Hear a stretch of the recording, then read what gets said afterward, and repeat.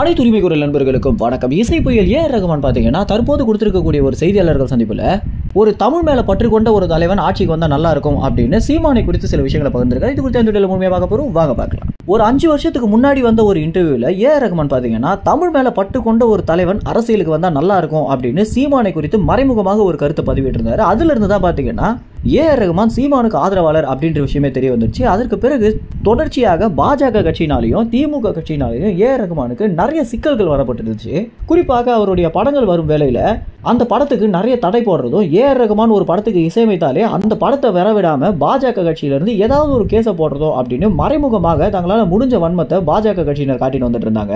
ஏ ரகுமான் ஒரு இஸ்லாமியர் அப்படின்ற காரணத்தினாலையும் இஸ்லாமியராக இருந்துகிட்டு தமிழ் தேசியத்திற்கு ஆதரவு செலுத்தினாலே அந்த நபர்களை பார்த்தீங்கன்னா கிட்டத்தட்ட ஒரு தீவிரவாதி போலதான் பாஜக கட்சியினர் பார்த்துட்டு வந்துட்டு இருக்காங்க. இதனாலேயே ரொம்ப கடுப்பான சீமான் நிறைய இடங்கள்ல தம்பி யுவன் சங்கர் ராஜா, ஏ ரகுமான், ஜிவி பிரகாஷ் இவங்க எல்லோருமே என்னுடைய தம்பிகள் தான் அப்படின்னும், இஸ்லாமியன் இவன் கிறிஸ்துவன் இவன் இந்து அப்படின்றதுனால பாரபட்சம் பார்த்து என்னால பழக முடியாது அப்படின்னு இவங்க எல்லோருமே என்னுடைய பாசமுள்ள தம்பிகள், அவங்களுக்கு ஒரு பிரச்சனை அப்படின்னா நிச்சயமாக நான் களத்துல நிற்பேன் அப்படின்னு நிறைய இடங்கள்ல இவங்களுக்கு சாதகமாக பேசியிருக்காரு. இதனாலேயே ஏ ரகுமானுக்கும் சீமானுக்கும் பாத்தீங்கன்னா ஒரு நல்ல அண்டர்ஸ்டாண்டிங் போயிட்டு இருக்கு அப்படின்னு சொல்லலாம். இதனாலேயே பல இடங்கள் என்ன சொல்லியிருக்காரு அப்படின்னா தமிழ் தேசிய அரசியல் அப்படின்றது தமிழ்நாட்டுக்கு ரொம்பவே முக்கியமான ஒரு அரசியல் அப்படின்றதுல ஏ ரகுமான் ரொம்பவே உறுதியாக சொல்லிட்டு வந்துட்டு இருக்காரு.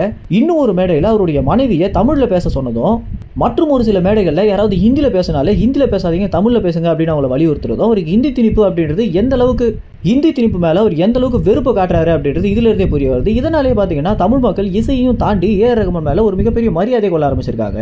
இந்த வகையில தற்போது ஏ ரகுமான் கொடுத்திருக்கக்கூடிய ஒரு நேர்காணல்ல என்னுடைய ஆதரவு தமிழ் தேசியவாதிகளுக்கு தான் அப்படின்றது ரொம்ப வெளிப்படையாகவே பாத்தீங்கன்னா சொல்லியிருக்காரு. இதனால அவருடைய லைவ் கான்செர்ட்ல ஏகப்பட்ட பிரச்சனைகள் வரும் அப்படின்னு தெரிஞ்சாலுமே இந்த மாதிரி அரசியல் மேல ஆர்வம் செலுத்தி பதிலளிக்கக்கூடிய இசையமைப்பாளர்களை பத்தி தமிழ் மக்களுக்கு ஒரு பெரிய ஆர்வம் உண்டாகிருக்கு அப்படின்னு தான் சொல்லணும். ஏ ரகுமான், ஜிவி பிரகாஷ் இவங்க எல்லாருமே பாத்தீங்கன்னா அவங்களுடைய சினிமா துறையும் தாண்டி அரசியல் மேலையும் சமூகத்து மேலையும் நிறைய ஆர்வம் செலுத்தி எந்த ஒரு பிரச்சனை வந்தாலுமே குரல் கொடுத்துட்டு வந்துட்டு இருக்காங்க. இந்த மாதிரி சினிமா துறையில இருந்துட்டு அரசியல் மேல ஆர்வம் செலுத்தக்கூடிய நபர்களை பத்தி நீங்க என்ன நினைக்கிறீங்க அப்படின்ற உங்க கருத்துக்களை கமெண்ட்ஸ்ல தெரிவிங்க. நன்றி, வணக்கம்.